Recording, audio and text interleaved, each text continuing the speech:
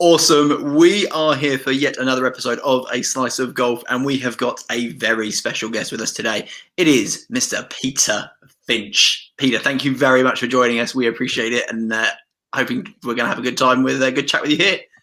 Yeah, no, thanks for having us, lads. I appreciate the invitation. Where are we all coming in from, by the way? Sorry to automatically dive in there. Okay, thanks. Who's asking? Guys, I want to thank you for joining me on this podcast. Where are we all coming in from? Tim, you go. Where are you? You're London. I'm South London. Ben? I'm in Surrey at my parents' at the moment. Hiding from COVID. And I'm also in Surrey, just outside of Guildford. Nice. Oh, cool. Awesome. Where are you? So, you know what? Sorry. I'm going to dive in and ask Ben. You can ask your questions later, Pete. This is about as well as I thought this could go to start with. This is great. We did have like a big intro that was going to make you sound absolutely amazing, and we thought, you know what, we could do that, or we could dive in with two very, very important questions, which I think will set the tone for the rest of the show. Okay. So I'm going to hand over to Tim for the first. You got to take these seriously, Pete. These are not to be dismissed. Tim, I'm going to let you go first with your very important question. Yeah, these are quite soul-searching, deep thinking questions. But I mean, we did ask these to Jazzy Golfer when she was on, so don't feel too alarmed. But it's just kind of a chilled up, get to know you vibe. The first question, very, very important question. What is the best post-round meal? The best post-round meal? Oh, crikey. Just a burger, like just a big, fat, dirty burger. Wow. With cheese, jalapenos on there. Like maybe two types of cheese, actually, thinking about it. Some sweet potato fries, like with a barbecue dipping sauce, as well as some ketchup. And then like some like notional salad on the side. Notional salad. I mean, that's kind of where I'm at. That's just way more thought and detail than I was expecting that answer. I mean, unfortunately, it is incorrect because the correct answer is actually a club sandwich, which you and Jazzy both now got. I didn't realize this was a quiz. I did my research. What did Jazzy go with? Jazzy went with steak, didn't she? She was very posh, right? Steak, and that was what we. Well, last time we did some film with Jazzy, we were at Forest of Arden, and it was in between the lockdowns, but they had like a reduced menu and stuff, and she was like proper kicking off because she couldn't get a steak. Like, literally, like they showed us into a restaurant. A part of the restaurant, which I'm sure like it wasn't meant to be open, just to get her a steak. I've never seen anything like it. She was on about like this was like at 9 o'clock at night. She got the phone up. She was like, "Oh no, we could go here to get steak. We could go here to get steak." It's like half-hour drive away. I was like, just have a club sandwich, and she wasn't having any of it. Yeah, no, unacceptable. Awesome. Unacceptable. Okay, that's the first question. Well answered. Good deck from that one. The second question, I'm going to hand over to Ben to ask you this one. Okay, so it's a bit of a regular feature on the pod, and we're going to put you on the spot. I want to know, would you rather finish second in the Open, losing to Rick Shields, or you shoot the course record at Augusta, but no one ever knows about it? I'd probably go second at the Open. Like, I would much rather people see me flame out than play an anonymous what's the word? Anonymous round. And the fact is, if I play at Augusta, the chances of nobody finding out, I would say, are slim. Like, even if you took away every single social media I had, I'd resort to that plane with the banner behind it. It's like book it out for a world tour. I appreciate that. Yeah. Well, it's because you can't. So no one's actually, like, from the social media fraternity, no one's actually been out there to like film. So Eric Anders Lang, who adventures in golf and all the rest of it, he got to play it on the Monday after the Masters because he went into the media ballot. Like, was there for the first year, went into it, but he couldn't film there, so he hired a local photographer to come round and literally just he took like 5,000 photos. Like Yeah, just amazing. he wasn't allowed to film, but there wasn't anything about just keeping your Yeah. like a bird, whatever. Just like keeping the finger on there. It's just basically got a stop motion film of his entire round, I think. Which probably looks epic. That probably looks amazing. Imagine that a flip book. Yeah. It's like a Yellow Pages like flip book like that. I love it. I love it. The kids won't know what we're talking about. Yellow Pages. Yeah, they won't. Yeah, that's okay. I mean, to be honest, I'm worried that Ben doesn't know what we're talking about. If I'm honest with you, he's in the younger generation. So don't worry, we got it. Got the reference. So Pete, right? What is Yellow Pages? Yeah. So if I'm honest, I struggled with how to introduce you. I was like, he's a pro, he's a coach, he's a creator, he's a YouTuber, he's an influencer, he is all of these things. And my question to you is there any one that you particularly kind of associate yourself with? Do you see yourself as all of those things? And which is your like favorite bit to dive into? I think the one I like the sound of the most would be a content creator. Nice. Mister. But it just sounds way too grandiose. I don't like influencer just because it brings to mind like just someone like posing for a photo kind of in the middle of a jungle somewhere with the top off, waterfall cascading behind, the type of situation I don't imagine my slightly chunky northern body would fare well in.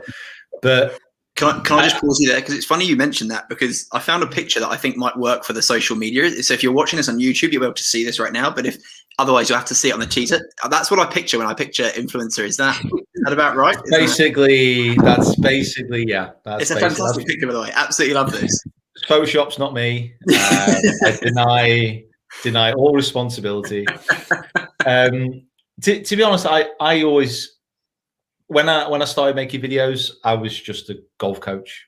So I'm just a golf pro. That's basically what I consider myself as. I think anything else, I'll let other people, say, call me what they want. As long as it's nice, I don't really care.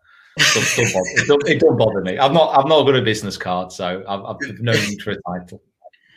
And that's interesting. And do you mind if we dive into a little bit about you as a business? Is that okay to dive into that world? Yeah. Because you talk, you say, yes, I'm a golf coach. You're creating content, and how much have you transitioned from coaching on the range, as it were, back a few years ago, through to now the main focus? What is the main focus right now, and where are you spending your time?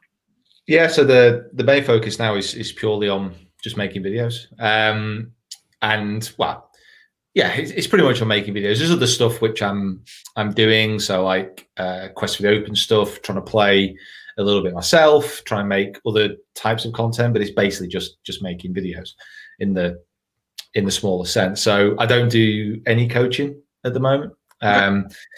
Last year, it was interesting really, because from when I started making videos, I was doing basically 5 to 6 days coaching and then just trying to make videos around that. And over the space of 5 years, that went from basically 5 days call it 5 days coaching, 2 days filming, to 2 days coaching, 5 days filming. And when obviously COVID kind of broke out, especially the way that I coach, I'm very kind of hands-on, sound quite right. But like if someone's not moving into a certain swing position that I want them to, I'll go over, I'll just, I'll try and get them the sensation of what they're after. And really, it's just not, for the foreseeable future, the chances of me actually being able to do that is going to be quite slim. So I thought I'd just for now, just say, you know what, I'm going to leave it. I'm going to wait till things are back to some kind of sense of normality and then get back to it. And to be honest, I've found other things to keep me busy. I've not been stuck with things to do.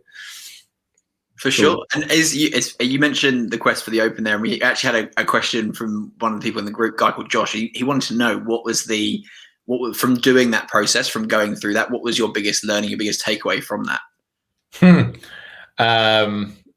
golf's hard. Like golf is a hard game. And it's one of the things, like when you actually turn pro, when you're coaching, or when you're a club pro, when you're a PGA pro, basically, like you don't really play much. Like I'm sure you guys probably know some pros, and or pros through friends who they're a club pro, they're a coach, and they'll play like once, twice a year.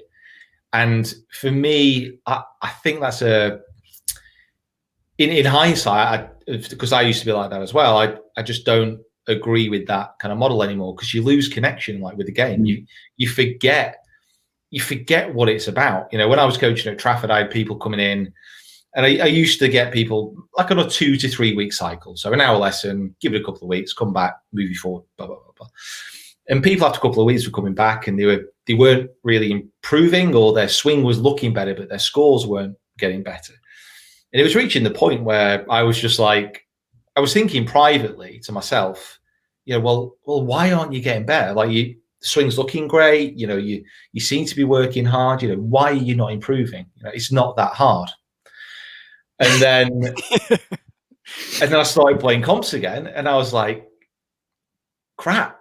Like, damn, this is hard. Like, you forget. Like, you just forget how hard golf is. And that's been the biggest, one of the biggest learning curves for me, is that, to get to a certain level within golf, you need so much more time to practice and prepare and like go about it in a completely different way. And that's hopefully something I'm going to be able to do a little bit better this year. Fingers crossed. Pete, just touching upon that, the quest for the Open, is it still going ahead for this year? Because obviously we're not really too sure where we're at lockdown-wise. Are there still qualifier tournaments? I think there will be. I mean, the Open, because it's the last major now, there's a little bit more time. But the qualifying is probably going to take place in July.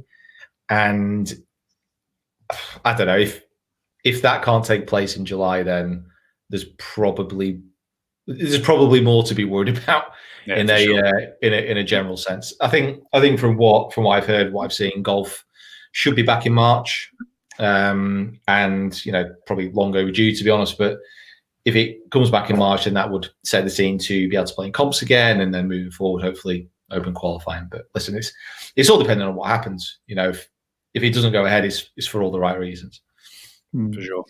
And just jumping back to the point around, if you like, the disconnect between being on the range and coaching and being out on the course.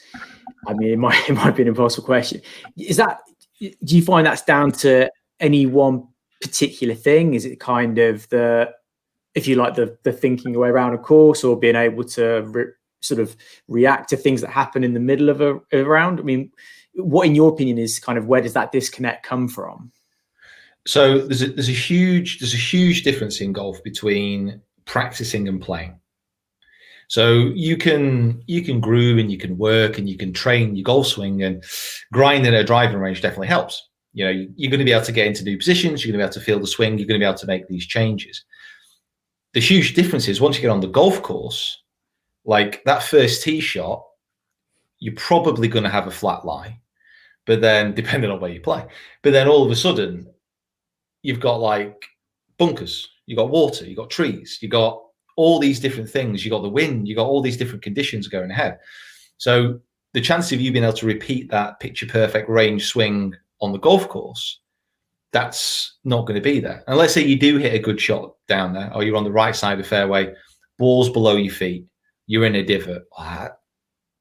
Like, what do I do? Like, how do I change? What do I do? How do I adapt?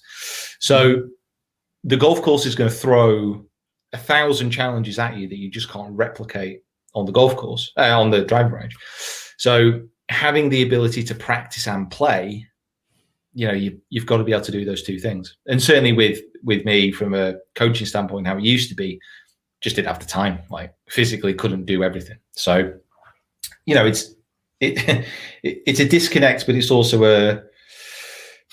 it's the best word. It's a disconnect, but it's also allowing yourself those bad rounds when you've not been practicing, because that's something else that I forgot.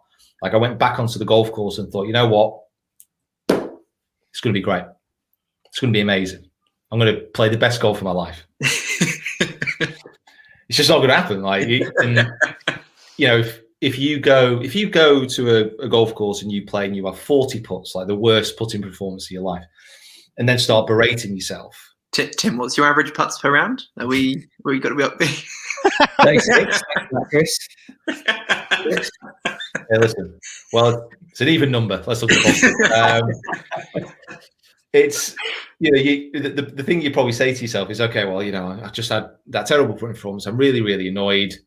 But then you got to look at it and say, well, actually, I've not practiced my putting for 3 months. Like what am I expecting to happen? Yeah. You know, so that getting that disconnected, having that realization that it's actually okay to play bad golf at times, even though it does suck. Like, yep. And so having gone through that experience and kind of reconnecting, if you like, with that and understanding that, do you feel that what you put into content and how you coach, not that you're coaching at the moment, but has that evolved as a result of that? Oh yeah, definitely. I mean, one of the best things about the Quest for the Open series is that I made the commitment very early on that I wasn't going to be in charge of my own game. So what I mean by that is I would go and see coaches who coach or think different things than I did. Nice. Now, what that allowed me to do is improve my own game, great, but the main point from that was I could take stuff that I've learned from lessons, combine that with the knowledge that I already had, and come out the other end a better player, but also a better coach. You know, the stuff that I picked up from working with Dan Whitaker, for example, on my swing, from Lee Sullivan putting, that I wouldn't have been able to figure out on my own. You know, if you go learn with like an expert in a field who's better than you're going to become a better player, but a better coach, or, you know, expand that to any field you want. Yeah. Yeah, 100%. I'm all for finding the expert in a field and going and working with them, whatever it is, whatever the industry. So that's huge. I know Ben and Tim will both be fans of that approach as well. So you've, over the last few years, when was it that you put out your first video? I was trying to scroll back through your YouTube and see it to that first video. How many years ago was it? Crap, I think it's 6. we're talking a long time. In that time, you've put out a lot of content. You've grown the YouTube channel's over 375,000 subscribers right now. Instagram is blowing up 178,000. You're even very active on Twitter, which I don't see a lot of. You know, there's more and more happening now, but 65,000 on Twitter. Was there any kind of one moment where this kind of went from average to amazing, or has it just been a steady grind over the course of the few years? And how's that journey been for you? Well, Chris, you seem to forget 40,000 on Facebook, if I'm being honest with you. But, oh, sorry. The 40,000, I haven't gone to the Facebook. I'm going to let that slide just this once. Updating notes as we speak. To be fair, the only reason I say that is because we've like doubled our Facebook over the past year as far as number of followers. Oh, amazing. So yeah, and the only reason I want to kind of, that's not a, you know, look how amazing kind of we are, because there's a lot more to be done on that, but it's more the focus, like where we're going to put it. So certainly over the past year, YouTube has very much been the focus. We think we've got a decent formula as far as how we're working, the videos we're doing, and how we kind of deliver them. So now it's looking at Instagram, Twitter, Facebook, and saying, what can we do differently on these platforms that we've not done before? So if I think about my Facebook, for example, the videos I put out on Facebook are just my YouTube videos, which I've just cut down and put on Facebook. Like it's not original pieces of content. Same on Instagram, same on Twitter. So that's really the focus now, is not just on YouTube, which is still, at the end of the day, YouTube is still the one which I gravitate more towards, is always my first focus, because that's kind of what I've grown this whole thing on. But it's taking those other social channels now and actually trying to figure out what the best way forward with them are. You know, I want to be able to, I want you to be able to go to my Instagram, watch a video which is new, go to my Facebook, watch a video which is new, Twitter. You know, I'm not sure about videos on Twitter just yet. I need to figure that out. But then going on to YouTube as well, something that's new. That's the goal, if it's going to work out like that. And kind of putting like original content or different content on each of them, if I've understood that right. Yeah, 100%. Because what I don't like, even though it's just out of necessity at the moment, I don't like the fact that someone could be watching something on YouTube and then going onto my Facebook page and then the same video being there.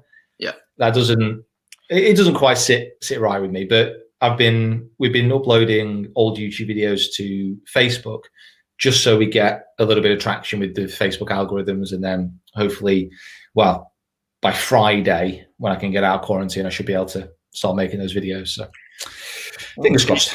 Just Pete, just quickly there, you said a word a couple of times which piqued my interest. You kept saying we.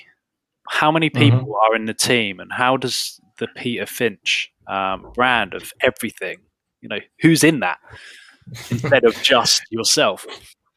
Have you seen the film Glass? No. Not big on movies. No, it's about someone with many split personalities. You're with friendly Pete tonight, but we're all delighted to be here. So in February? It's basically end of February last year. Took on a videographer, editor, and a brand manager. Amazing. So first time I've ever kind of worked with, had people work for me. Wow. Okay. And it was the end of Feb in 2020. So, timing was excellent. And it's been good actually, because over the first lockdown, it probably taught me a lot more about, how to interact with people better. It taught me a lot about trying to manage people. I'm not good at managing myself, so actually managing other people was interesting. But like last year we did really well, and this year it's just pushing on, pressing on, and then seeing if could maybe take someone else on as well potentially. But I don't know. That's for a few months' time. Don't want to rush it. Awesome. And I mean, you've obviously you've had a couple of what appear to be reasonably big deals coming through recently with FootJoy as an example. I think Bushnell was another one. Is this as a result of, or has that been opened up through having someone else working with you and opened up other opportunities? Has it just come through as a result of everything that's happened beforehand, an accumulation of everything? Yeah, it's more of an accumulation really. So I think what we've been able to do, which has been brilliant, is we've been able to probably turn away more things than actually accept. Yep. Which I think is a big, for me, that was quite a big moment, because it's, like any business, if there's money on offer, you got to look at it and think, well, would that be a good move? And with FootJoy and Bushnell and Golf Bidder, they've been a long time partner now, and there's a fair few others as well who we enjoy actually working with to create those videos, and that's the other side of things. So certainly with FootJoy, there was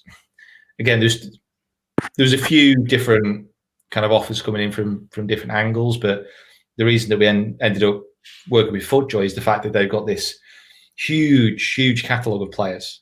Like it's ridiculous.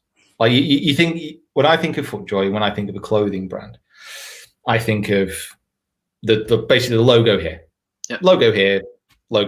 If someone's wearing Ralph Lauren, for example, they're wearing Ralph Lauren. Yeah. But with FootJoy, they've got clothing apparel deals, but they've also got shoe deals. They've got glove deals. They've got like all these random little things going on. So rather than just having those main headline players, they've got like 120 tour pros that we could work with. Yeah. And that's amazing. But that's the kind of thing that like a partnership like this will open up. So being able to kind of figure those out, sit down, work that out, and think, okay, this is great for the channel, but what's it actually going to deliver out the other side of it? Yeah. If a really let's say a new brand came in with a lot of startup capital, they wanted to invest and wanted to say, okay, we want to do this, and this, but we only have access to one player. It's kind of like, well, that's great, but how many videos are we like to be able to do with that one player? Yeah. So it's just figuring out what those opportunities are for videos. That's really the rule that we've tried to stick by. If it doesn't deliver on the content, then there's no point. Like there's no point doing it because people aren't going to enjoy the videos. Yeah. Yeah. Sure. And on the content point, you mentioned at the top of the pod around the community, if you like, of people on social media and whatnot. And I'm guessing pretty much that YouTube social is almost part and parcel of being a golf pro nowadays. It just comes with the territory. But I suppose, what do you think your kind of niche, or what do you think it is about your content or your approach which has really resonated with people? Something that's maybe a bit different to what a lot of other guys are doing out there.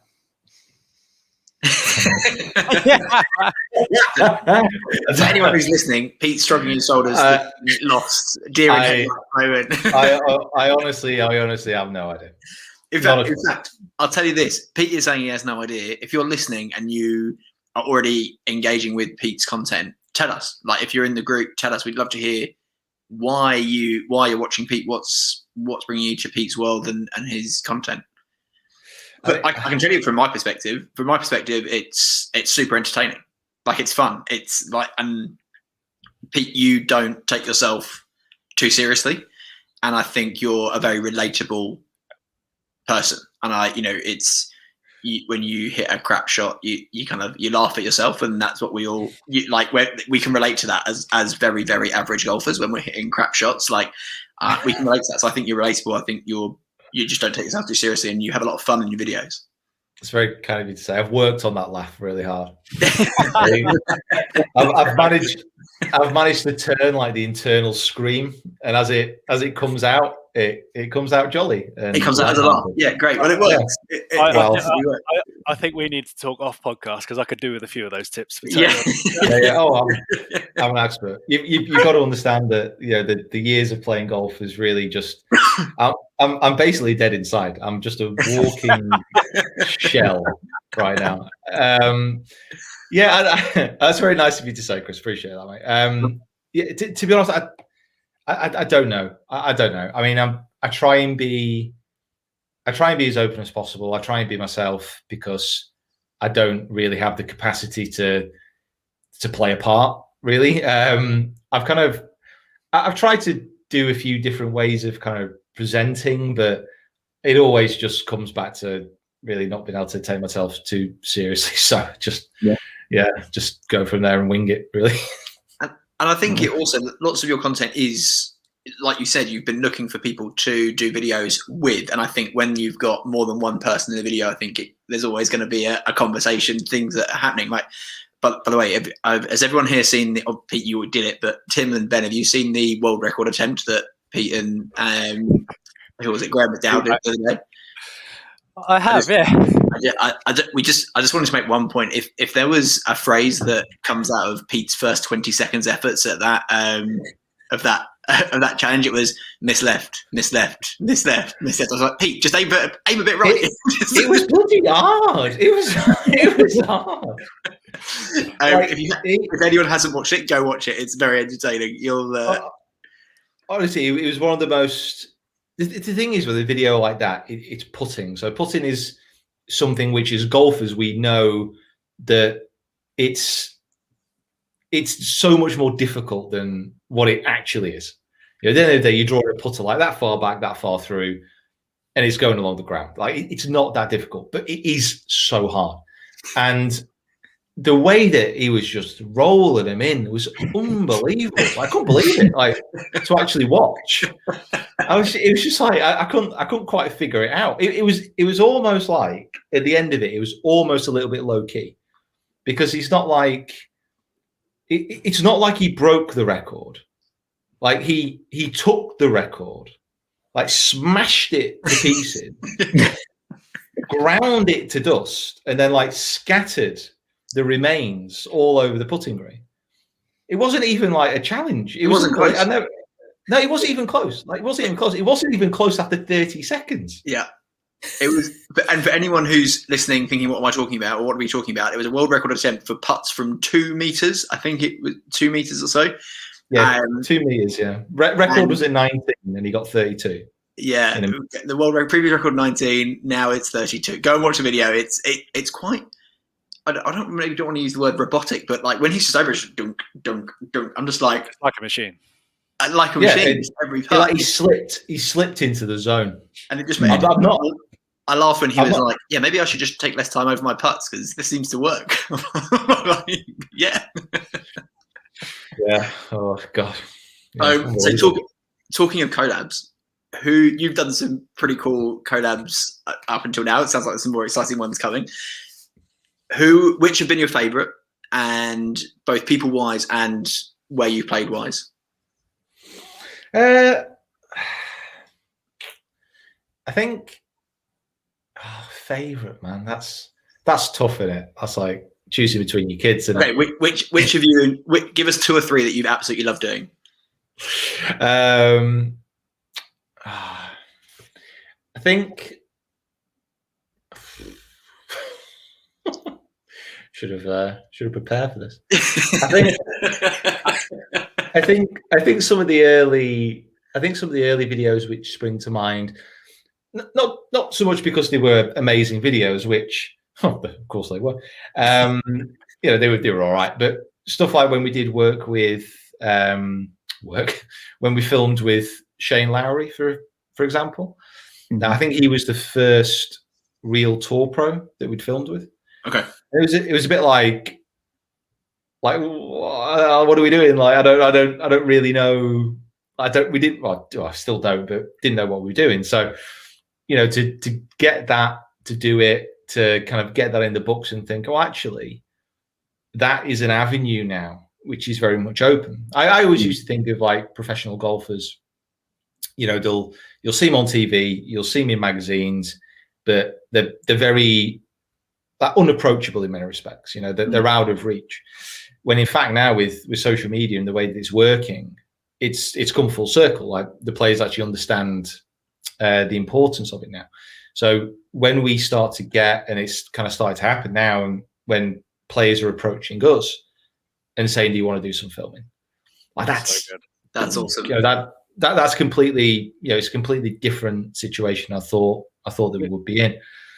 With that, Pete, did you get nervous, and do you still get nervous around tour pros because they're almost seen as like these, godlike people in the sport? Originally, yeah. I was bricking myself, but since kind of filming with people and playing with them more, I actually understand now that from a ball striking perspective, if I'm hitting it all right, I actually hit it as well as them. So that's not the fear. Now I'm going to caveat that by saying I'm not going to hit it as well as them every single shot on every single hole. Yeah. And that's the difference between 4 under and 8 under for them, or 4 over for me and 8 under for them. So I'm not too nervous on hitting shots around them anymore now. And like, listen, golfers are just golfers, man. The sure. Tour pro golfers are just like any other golfer except they're really good. Yeah. So just take your mate down the golf club, take Dodgy Dave, and just transform into a really good golfer. That's basically your tour pro.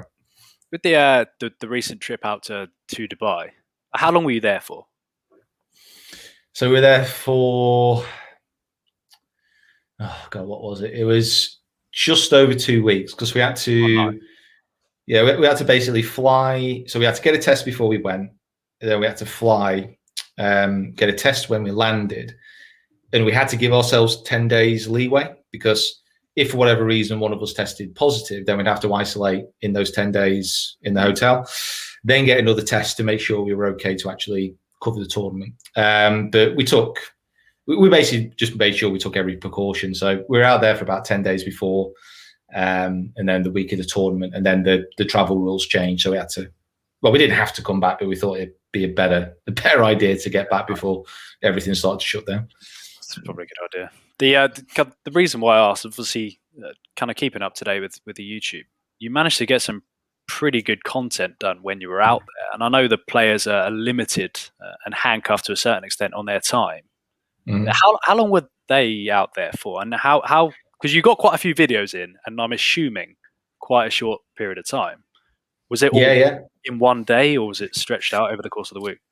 I think we filmed with Stenson and GMAC in one day, I'm pretty sure.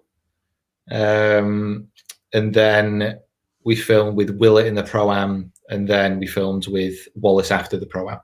So yeah, those 4 videos in the space of 2 days, and it was a little bit trickier. So we've covered the Dubai Moonlight Classic, so the ladies event, and then the Desert Classic, the men's event.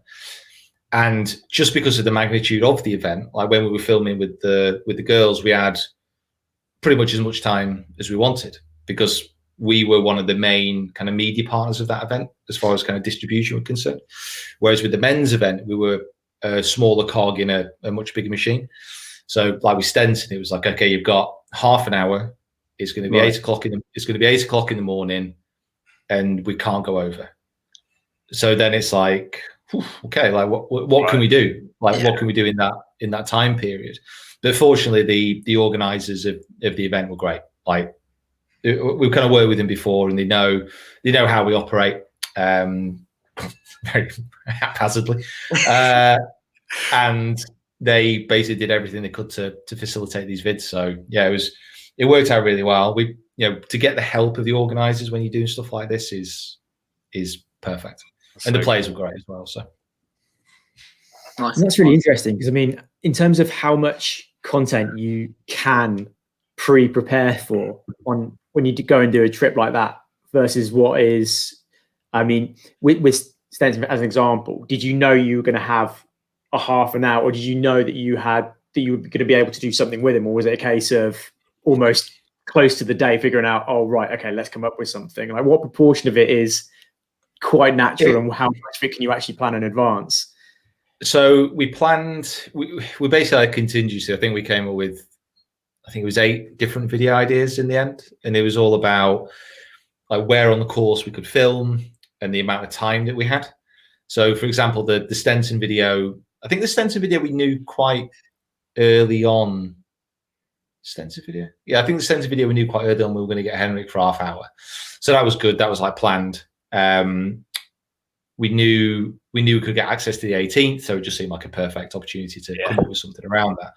So that was nailed in. But the GMAC video, have you seen the video with Tony Finau, Paige Spiranak, the world record of catching the balls? No.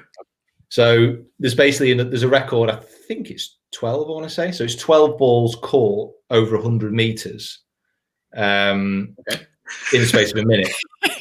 So basically, Tony Finau's hitting towards Paige's fiance, and he's an ex-baseball player. He's basically catching them, like plucking them out midair, and they got 12 in a minute.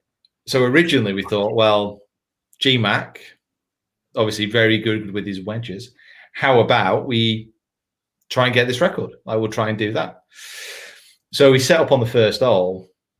We had GMAC for an hour, so we had a bit of time. So we set up on the first hole, and it quickly, very, very quickly became apparent what an absolutely awful, terrible idea this was.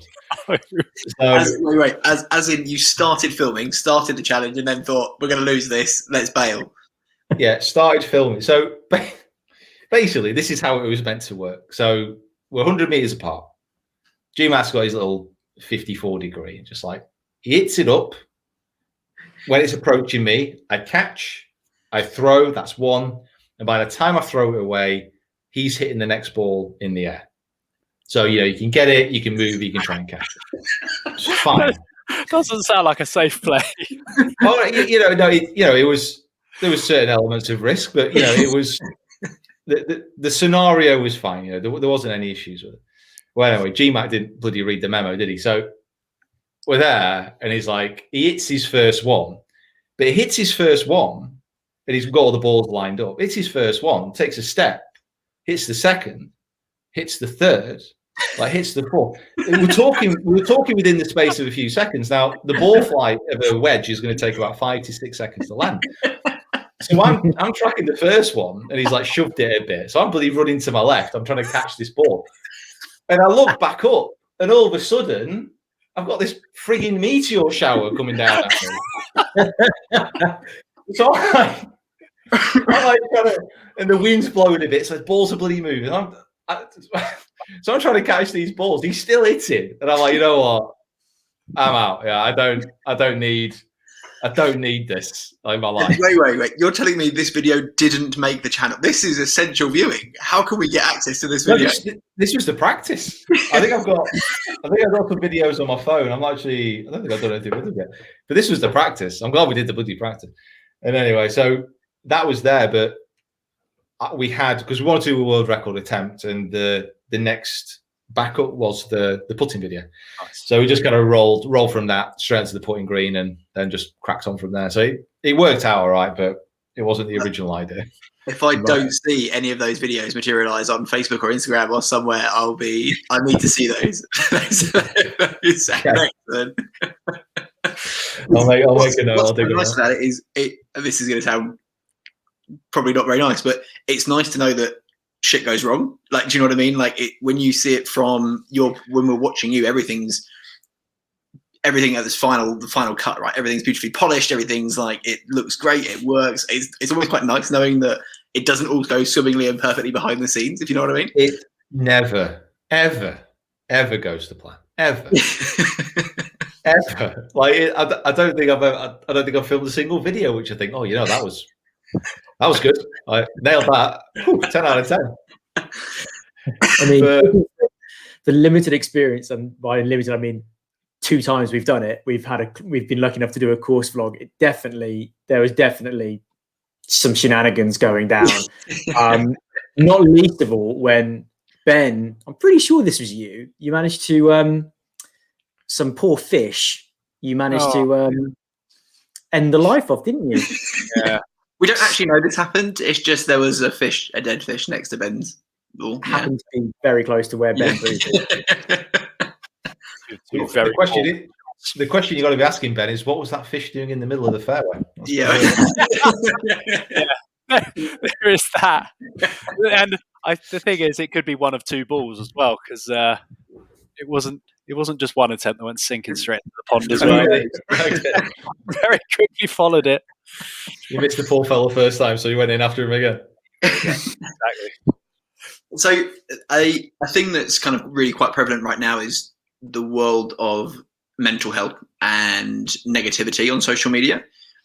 And I just thought it would be there's obviously, your channel is a very, very positive channel, and there's lots of good that comes out of it. I just wondered if you'd ever experience that negative side. If you, like, we see the sunshine and rainbows, and do you have to deal with Hitbombs95 who says that you're a douchebag and doesn't like your content or anything like that? Do you have to deal with those type of characters, and how do you deal with it if that happens? Hitbombs95. That is now going to be my burner account. Like, that is 100% going to be my Justine Reed account. That brilliant. Yeah, listen, I think you've got to look at it in a couple of different ways. So, yes, there are negative comments, but they are so vastly outweighed by the positive comments. Like, it's not even a comparison. And you can certainly, I used to do this, but like if I put a video up and there's 100 positive comments and there's one kind of really negative, nasty one, it's almost like human nature a little bit to have a look at that one. Yeah. And think, oh, what's this person's problem? Rather than actually just looking at the 100 others that are very, very positive. So, there's that way of looking at it. The fact is, you're never ever going to please everyone. Sure. Like, ever. Like, it's just not going to happen. You could do an absolutely perfect vid that is groundbreaking. It's unbelievable, and it's got an amazing charity angle that's raised £1 million. It's the best thing ever. There's going to be one dislike and one guy in there saying, well, why didn't you raise money for this charity instead? Yeah. It will happen. Like, and you can't control that, and you wouldn't want to anyway. Like, there's no point. And I think from the perspective of the people who are, because you can kind of break it up. You can break it up as to people who are being critical of, like, say, the videos you produce or something you post. It's fine. There's then the people who are just like nasty personal attacks type of thing. Awesome. So yeah, and those are the type of guys that you can just block. Like just block, mute, move on. Like, you don't need, it's freedom of speech. People can say whatever they want, but you don't have to listen to them if you don't want to. So just mute, block, move on. It's like I've only really had a handful of people who have actively like just completely blocked or reported or something. Like it's very, very rare. That's interesting. Yeah, that's good too, because it becomes very, right now there's a lot of talk around it on the media around, footballers are getting a lot of abuse on social media, etc. So it's interesting. It's good to hear that there's not a big thing for you, and that's great. It's not the other angle of this that you do need to take, and if someone is on Twitter, for example, because that's normally where most of the negativity seems. It's so toxic sometimes. Yeah. If someone's on Twitter and they're like shouting at you, they're kind of hurling abuse at you, the chances are it's not you they're actually angry at. Like something is going wrong in their life where they need to vent. They need to just release some kind of valve. And that's is what it is. Like you can't stop that. So I think it's a shame when it happens. I think in golf we are incredibly lucky in respects that the golfing community is generally a good community. Like if you compare it to, like you said, some of the footballers, the abuse they get is just horrendous. So, I think we're pretty lucky in what we do. For sure. Awesome. And if you're listening, don't be HitBombs95. Don't be that guy sending out abuse. I'm going to check that account is available. We now know who it is. So I'm going to go through a couple of questions that we had from people in the group. There's one that we've been meaning to talk about this, guys, for weeks, and we've just kept getting distracted by other topics. But it feels like a good time to ask it. Danny asked this. He said, England Golf have now opened up handicap, or are going to be opening up handicaps to the nomadic golfers. What are your views on this, Pete? Do you feel this is a good move for England Golf? Are you on it? Like, give us the rundown. Yeah, I suppose. I honestly don't think it's going to have a huge impact in many respects. I think the people who want a handicap, great, but a lot of people not bothered. Like they just want to play. Yeah, it's much more important just to get them playing than anything else. And that's the most important thing. Is anyone here in like a Russian kind of? You've gone a bit darky for sure. Someone kind of hooked into the dark web here, trying to disrupt. hitting bombs 95 is kind of. It's happening when you're speaking. What for Tim, Ben? Is it the same for you guys? I can hear it, but yeah, I can hear the Dalek. It's Tim, I think. Say that again. Is it me? Oh, yeah. It's definitely always Tim. You got to watch out for him. Like he'll be fine one day, and the next he'll be exterminating everybody. You got to watch it. I swear I'm not HitBombs95. You're just a Dalek. You're just a Dalek now. Always Tim. Always Tim. Well, you mentioned there like getting people playing. How can, not necessarily England Golf, how can we, like us, how can we help get more people into this game? How do you see that happening? It's a pretty difficult question. I honestly don't actually think to get somebody playing, to get someone hitting a golf ball, that's not the difficult bit. Like if you think about the amount of people who go down to a driving range, for example, have you guys been to a Top Golf? Yep. Yeah. Like you go to a Top Golf and tell me that it's difficult to get people hitting a golf shot. Yeah. Like it's not. Well, let me rephrase that. Go to a Top Golf and tell me it's not difficult to get someone swinging a golf club. Yes. In the general direction of a golf ball. Yeah. Like that is perfectly possible to do. Like Top Golf's absolutely brilliant, and places like that have a real role to play.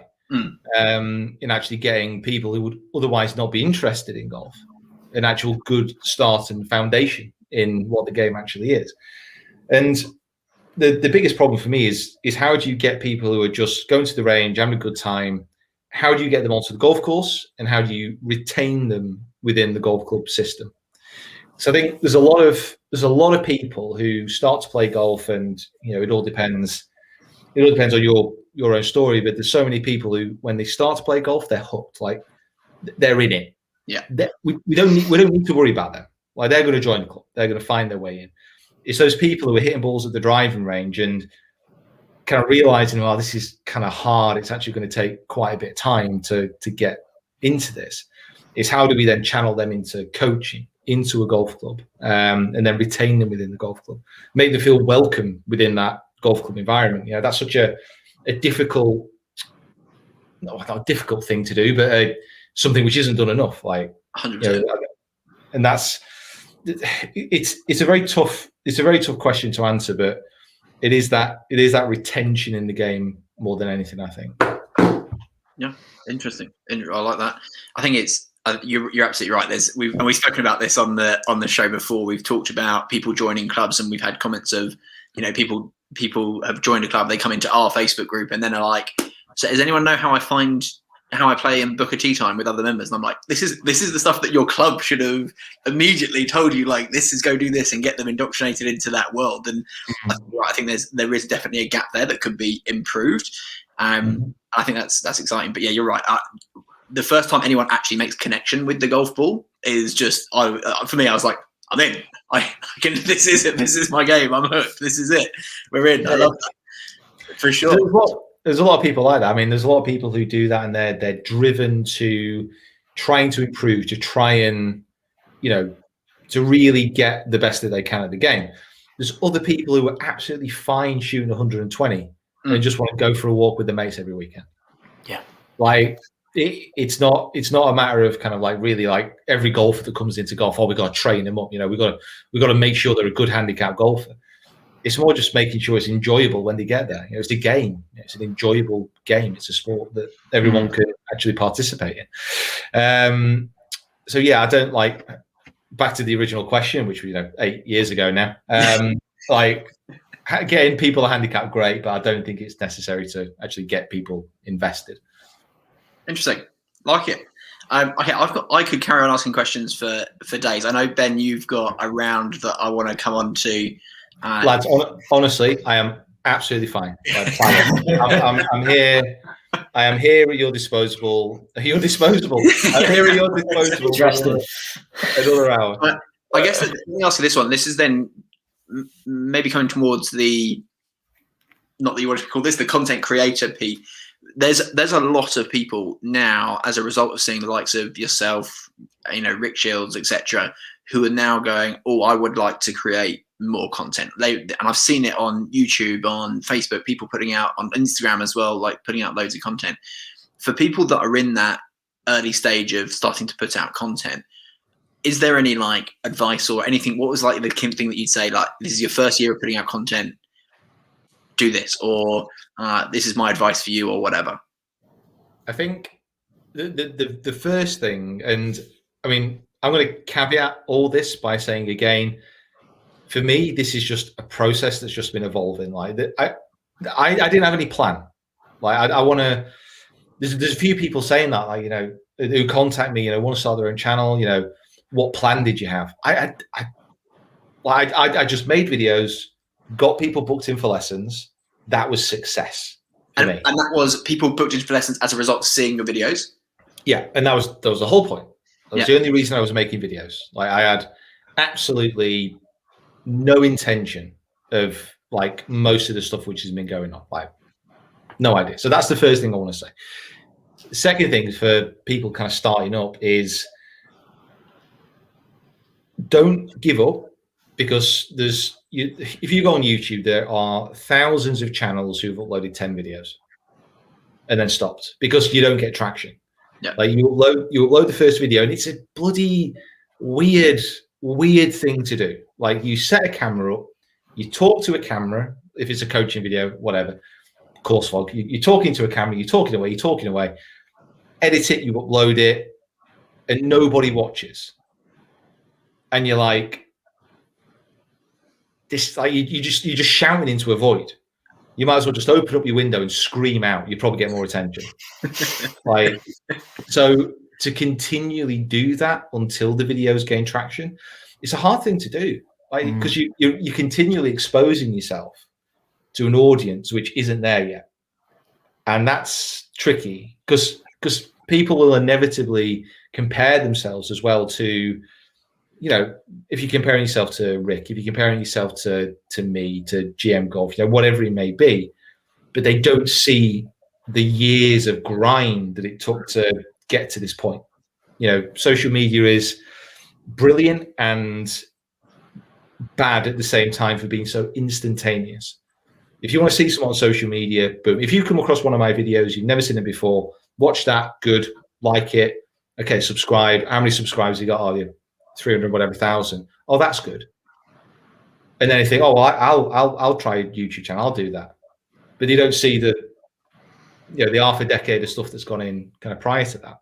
So just don't give up. Like, don't give up. That's the first thing. The second thing I want to say as well, now you set me loose on this particular subject, is understand that you don't need like a massive following to do something which you really enjoy. So I think when I reached, I think it was about 20, what was it? I can't remember exactly. It was about 20 to 30,000 subscribers, which is still a really good amount, like really cool. But that enabled me, I think my diary at that point, I think it was like 60, almost, I think it was 65 hours a week coaching, I think at one point. Wow. From that base. So that amount of subscribers, that amount of lessons. Now, if all I wanted to do was coach, done. Yeah. That's me set that. That I could take those lessons that I've had, keep doing the videos, 1 or 2 every week, and absolutely just smash kind of lessons out of the park. So you don't need like 1.5 million followers to do something that you really want to do. And there's loads of examples out there. And remember, golf is still quite a small community as far as the people online who are kind of engaging with it. So you don't need huge followings to actually do something that you really want. Anyway, I'm off my soapbox now. No, I love it. And have obviously your goals have now changed. You're not doing as much coaching. You're not doing YouTube videos now just to get coaching clients. How have your goals evolved? What is it that you want to do with this now? Where do you want to take it?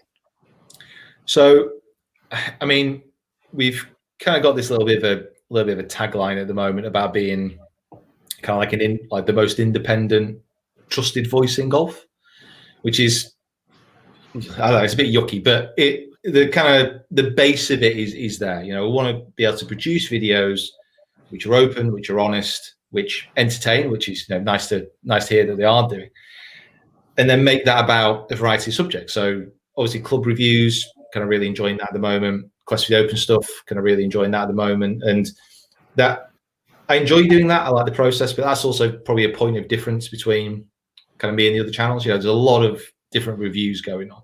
And then with the reviews as well, trying to make those different. So not just doing like a standard review of a golf club, which I kind of experimented around with at the start of this year. And that's a little bit hard because with embargoes, all the clubs are released at the same time. So all the channels are like, they're all kind of, I don't know. It's a bit of a weird situation, really. So doing that, I'd love to get back to doing some travel videos as well. Like I love the opportunity of, that's probably the most mind-blowing thing about all this is like the opportunities of actual travel, like to actually get to all these different places and to see these different things.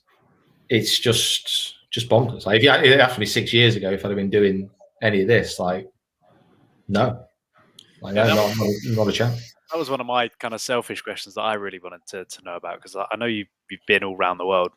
In your opinion, where's the most under the radar place to go and play golf? Because we hear about Portugal, you hear about Dubai, for instance, but where have you been where you're like, that really surprised me and I would really recommend going there?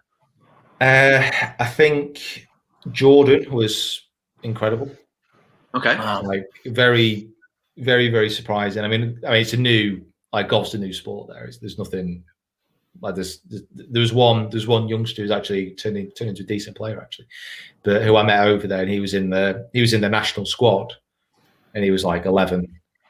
So that probably tells you kind of the depth of the Jordanian golf squad. But since that point, it's really kind of kicked off and grown a lot more now. The course over there as well was brilliant, and it was also one of those trips where we kind of got to film at the golf course, but then we got to go out kind of into the Red Sea, got to go diving or snorkeling in like shipwrecks and stuff. And I'm an absolutely horrendous swimmer. Like, I'd be a great diver. I'm a good sinker. Like, if you want me to get to the bottom of the ocean, I'm your man. Whatever you want, I'll go down and get it. But it's such a salty sea that I could actually swim and not like fear drowning, which was like a massive bonus. Like, it was unbelievable. Well, yeah, I mean, because I'm like I said, I'm a terrible swimmer. So to actually be able to go out into the sea and swim and be like, oh, I'm not gonna die. This is amazing.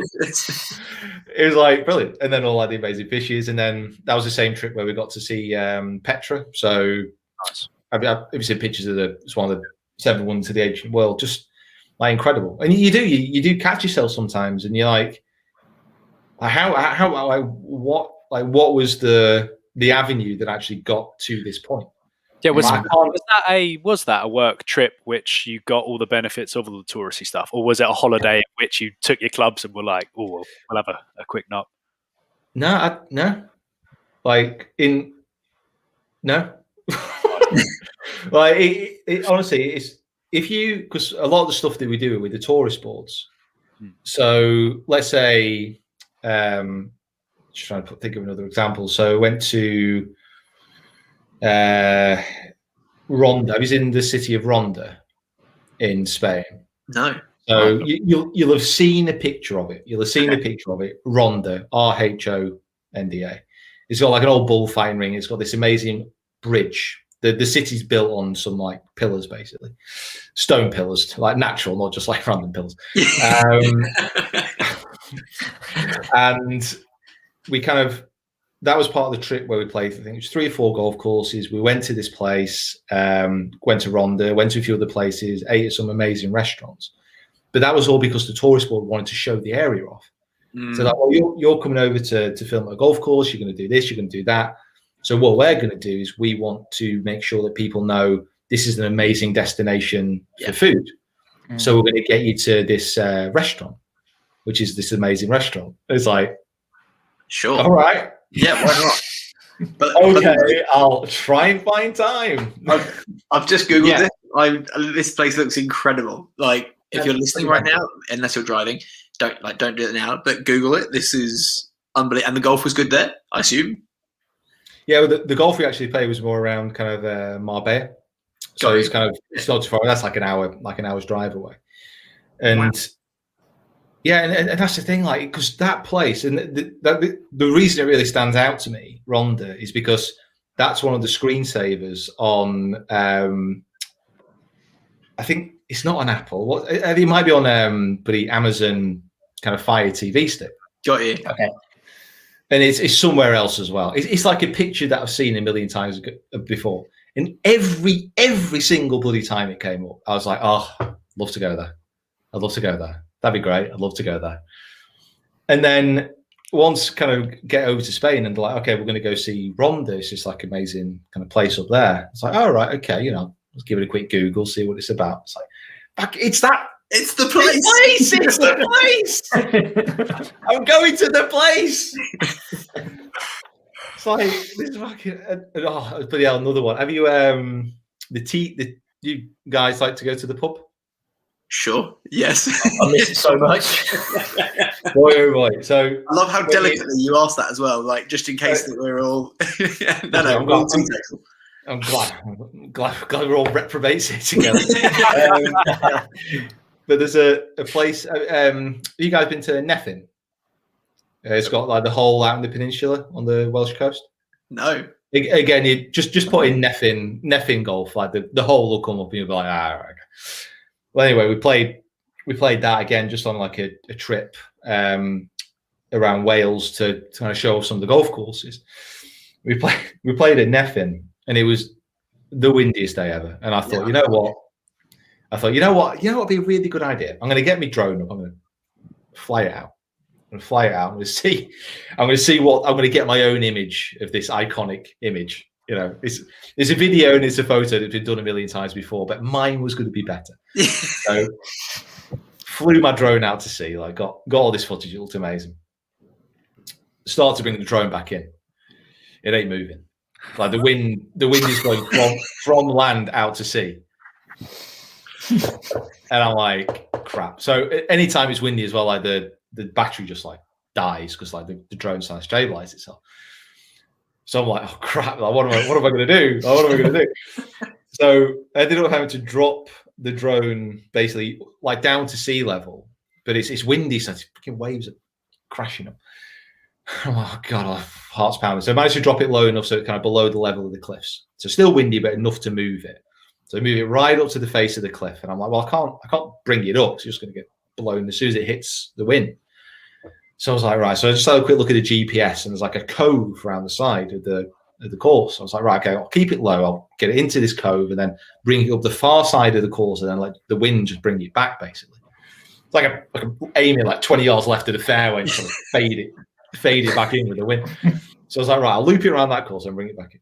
Well, anyway, looped it around the side of this cove, and it's kind of coming into this bay, and there's this building at the far end. And I'm like, that looks familiar. That looks really familiar. Like what? Like where have I seen this before? I start to get a little bit closer, and it's just like it's tweaking in my mind. It's tweaking in my mind. It's like it's a pub. It's a pub. I think it's a pub. It's a pub. Like halfway down a cliff, beach in front of it, like a few cottages next to it, but nothing else. It's just like randomly there. And I was like, why is this ringing a bell? Why is this ringing a bell? It was voted the best pub in the world, and I'd read an article on it like a few weeks before. It was like the best beach bars in the world or something like that. And I was like, it's that place. It's that place. I've got the control of the drone. I'm like pointing at it. It's like, it's here.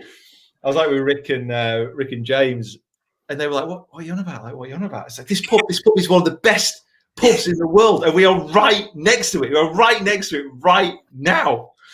Like, we've got to go down there. We've got to go down there. And I wasn't driving, so I was like, and then it ended up just being like, because the car park to get to the pub is like located basically where the golf club car park is. It's like a good mile walk. So like I had to get back, dump all the stuff in the car, walk back, like amazing sunset, like down to this beach, you know, this pub. It was open, it was great, like with only people there. It's kind of chilly, maybe in March, April, something like that. And again, it was just one of those points where you're like, you know, we're here filming all these like videos for YouTube videos, which people want to watch. Still no idea why. And at the same time, we can go have some bevies in one of the best pubs in the world, located next to one of the best golf courses. How good is and that? Like, yeah, and you're like, you know, what did I do like in a former life to get kind of this lucky? It's just like, it's mad to be able to say we've done that. And then I could go on. I'm going to stick that scratch in the background. Scratch map, which doesn't scratch. I don't know where I got it from, but it ripped me off. But it's just got like loads of like little flags stuck in of like where we've managed to go to, and it's just I kind of walk past it every now and again and think, oh god, yeah, remember that, and it's all through YouTube pretty much. I think maybe Japan, a couple of places in the States that I've been to on holiday, but apart from that, it's all through YouTube. So basically, best job in the world. Oh, like, yeah, no question. Like, not even a. You enjoy putting yourself on camera and filming stuff, yes. Yeah, I mean, it's always such a difficult thing to broach with people, because again, the thing about like offering advice to people when they start up a YouTube channel and you know they want to do stuff, it takes a lot of work, and it's not a fashionable thing to say, and it's something which should be not exactly laughed at, but it should be taken with a pinch of salt, because I think certainly over the past, well, if it wasn't already clear over the past year, it's quite clear that some people have horrendous jobs which are incredibly more important than anything I could ever do. Like, it doesn't matter what happens, like, you know, the nurses, the doctors, all that kind of thing. they're the people who are doing the jobs that kind of really matter. And they're the ones who are working like incredibly hard.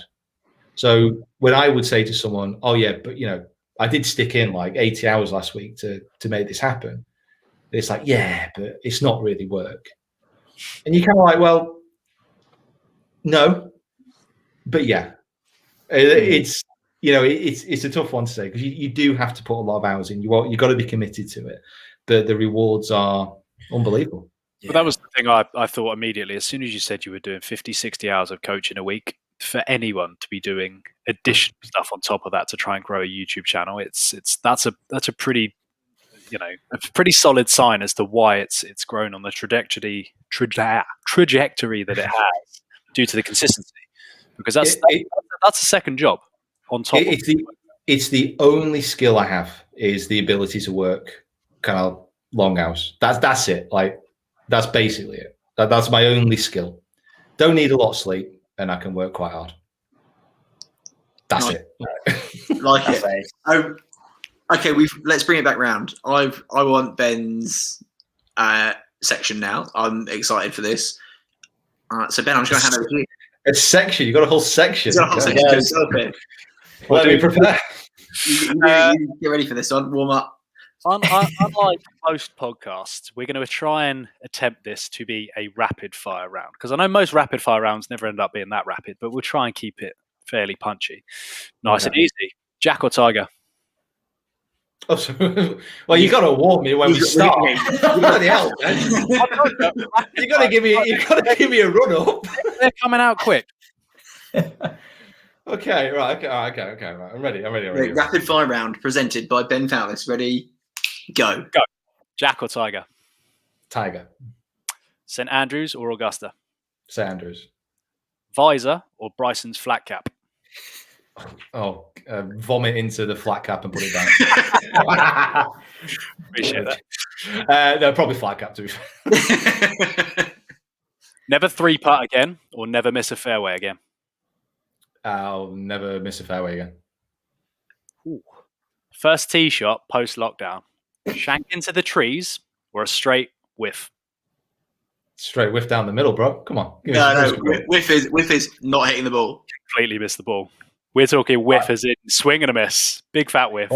I don't know how either of these things kind of come about. So I don't know how to relate, Ben. What are these weird shots you're talking about? Too good for that. Golf trip, Scotland or Ireland? Scotland, but only because I've not explored Ireland enough. In fact, no, Ireland, because I've not explored it enough. You know what? Cool. You've got a wedge shot from 60 yards. Knife it through the back or fat it 20 yards short? Yeah, we need to talk about your mental game, by the way. Yeah. Visualization on this. I think at the moment it'd probably be a fat, I think. That is what Ben takes every time, just so we're clear. That is Ben's action for sure. It's an easier next shot in. Often hard coming back, isn't it? It's true. This one's a bit more positive. A nuke of a drive, absolutely nailed it, or a flushed iron shot? Oh, drive, yeah. You get one person. Who's the dream collaboration? For Tiger, like, gotta be. Like, there's no one else. Love it. There's Tiger, and then there's Jesus. That's what I hope for. Final one. You can take this wherever you like. Where does Peter Finch, not Peter Pinch? Where does Peter Finch? Where does Peter Finch see himself in 10 years' time? Oh, God. Alive. Strong. Very strong. Because, listen, anything else is a bonus, right? Very good. Wake up tomorrow. It's going to be a better day than if I wasn't here. There you go. Wow. That is absolutely factually correct. Was not expecting that. That's very spiritual. Well, I mean, I don't know where I'd end up, but I mean, I presume it's going to be better, eh? I've not done anything in my life which means I'm going to go up. Let's put it that way. I've got one question here that I think is important to ask from James within the group. I don't know. I haven't checked the facts on this, so I apologise if this is not correct. But apparently, Rick Shields keeps telling everyone he'd smash Pete in a fight. Is he up for a charity boxing match? YouTube boxing matches seem to be a big thing right now. Would you be up for a fight with Rick Shields in the ring? There's no way. There's no way he would get a ring with me. Not a chance. No way, Jose. His lawyers wouldn't let him in the ring with me. I've got nothing to lose. Like it don't matter. It don't matter. I don't know, because he's got like a weirdly long reach, Rick. quite long limbed. I'd have to get inside his jab. Love it. Tim, Ben, anything else you want to ask? The first question I was going to ask was, but you've kind of already answered it, was going to be if there was a particular moment along your sort of your journey, if you like, where you just thought, wow, this is just ridiculous. But you kind of answered it when you happened to find like the world's best pub on the side of the golf course. And that's just a heroic effort. Tim, before we go, can I just add in here? I feel like this is probably not the analogy to make. You know, like the Cornetto trilogy with Simon Pegg and Nick Frost, like to World's End. I kind of picture Pete being the fourth one, finding the world's greatest pub, and it's just like accidentally stumbling across the world's greatest pub on a golf trip. I feel like it would be the next film in that series. Yeah, I feel that's it's a new content series. Absolutely. To be fair, with that, there's like so many. Like I said, there's just so many moments that you kind of look back on. It's one good thing which is a kind of a side pot, if that's the best way of describing it, when I can look back at videos and actually remember and be like, oh crap, man, I did that. That's incredible. Like amazing. I can't believe I did that. I think the one that stands out for me, because talk about Rick. Oh, God. Which was the Open that Zach Johnson won in St Andrews? It must have been like 5-6 years ago. The one that was like rained out pretty much. Well, I know I'd only just really started the YouTube stuff by then. We thought we'd go up for the Open, we'd watch it, and we'd enjoy ourselves. And God, there's so many stories coming back to me from that trip. Focus. I think we'd gone to some kind of event in the town, and we were walking back, and we saw like loads of people with suits and ties going into the Royal and Ancient Clubhouse. There was obviously some kind of event there. We were walking back. I think we were trying to get to the Jigger Inn, I think. So we were walking back, and we saw all these people go in, and we were like, we'd been at an event, so we had a suit and tie as well. And like, shall we chance it? Just basically like join the end of this queue. There was like just walking up to the clubhouse, and they were like calling everyone through. There's a few people having like a fag outside. So like, oh well, you know what? So we got to the door, and then we just like did a slight left, like waved at the security guard, just like walked around the front, and just like stood like the front of the clubhouse on the open golf course, night falling pretty much on the 18th and first tee, just like taking selfies and doing some filming and stuff. And we were just like, this is like, why this is stupid. Like you can, if you have and that's something that we learned pretty quick as well. If you have a camera and you walk with confidence, whew, you get away with anything. Absolutely anything. Nothing bad, just access. I wrote, oh God, I might get in trouble for this. But I remember when we used to go, we went for years down to, it must have been 2-3 years in the Bounce, I think. We went down to BMW at Wentworth. And parking down there is a bloody nightmare. It always is, always a nightmare.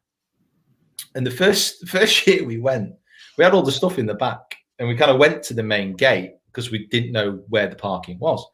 Kind of went to the main gate. And the subject was somehow broached that we were just like dropping off some filming equipment at the clubhouse. So security was like, yeah, cool.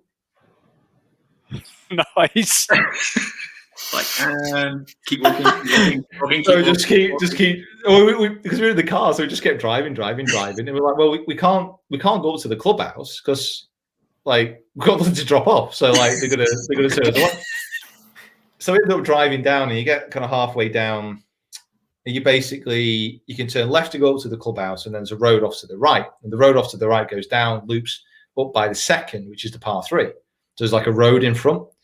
So we just ended up driving, like going through there, and just like literally ditching the car in the trees to the left of that hole for like 3 years running.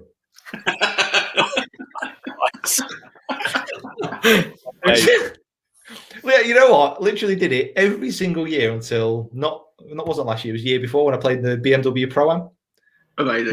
When they gave me like a courtesy car, which I like BMW on the side, BMW sponsored vehicle on the side. Yeah, you're around in now. We didn't have to like hide in the trees anymore. That's another great one as well. When like you drive into an event like that, and we had that a little bit at the Desert Classic this time. So BMW put on all the cars because we're in the bubble. You basically, it almost sounds like I'm making it sound like a bad thing. It really wasn't. You had to get in one of the cars to go back to the hotel, so you couldn't like take a cab or anything. You had to get in these things if you're in the inner bubble. Excuse me. So that was another one where we were getting in these BMWs. I think they're like the 7 Series, the ones that's like a compressed limo basically. Yep. And like we were getting in that like every day, drivers dropping us off, and it's like, this is mad, like this is bonkers. Like we're just doing like YouTube videos. Are you pretty good at staying fairly present in the moment and kind of enjoying that, or is it all still work and then you really appreciate it later on once you see the footage back and you're like, wow, yeah, that was incredible? No, I think I could stay pretty present. I think with filming you never really know how it's going to look until it comes out, so that's always a bit of a surprise. It's always a nice surprise if it's good. It's like, whew, that's 1 out of 28 so far this year. Take that. Catching 100-yard chip shots, less exciting. Yeah. This is true. Awesome. Anything else, Tim and Ben, or should we wrap it up there? All good. All good. I mean, just yeah. And let's wrap it up. Awesome. One for anyone who has not been in the Golf Planet for long and for whatever reason hasn't come across you yet, where can people find you? Obviously, we've mentioned all the social medias, but is there a handle or anything that we should be promoting? Just I don't know. Just Google me. in fact, very well played. But don't just Google Peter Finch, because that's a famous Australian actor. Great. He just got there before me, and he won an Oscar. Peter Finch Golf. Oh, damn that Peter Finch. So yeah, Peter Finch Golf is probably the best place to find me. Or watch some of Peter Finch's films. Network. That's the one he won the Oscar for. It's very good. Yeah, probably very good too. We'll have everything linked up. If you're watching us on YouTube, all links to Pete's channels will be below in the description. If you're on the social media or podcast, they will be in the show notes, so you'll be able to access them there.